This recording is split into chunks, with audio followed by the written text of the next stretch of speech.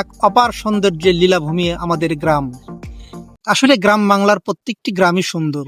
যার যার গ্রাম তার তার কাছে অনেক সুন্দর।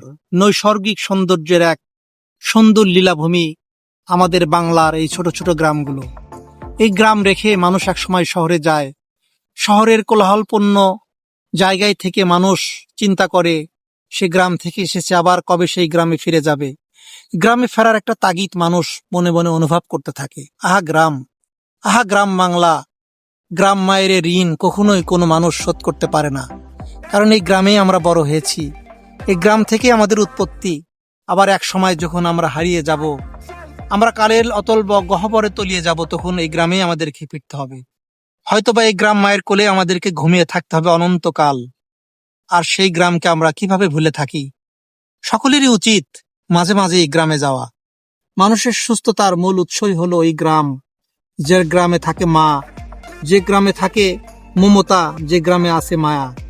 আসুন সবাই গ্রামে ফিরে যায়, গ্রামের চিন্তা করি। আজ যদি গ্রামটা বড় হয়, আজ যদি গ্রামে আমাদের কর্মের সংস্থান হয়, তাহলে এই গ্রামের এই সৌন্দর্য এখনো আমরা উপভোগ করতে পারি আগের মতোই।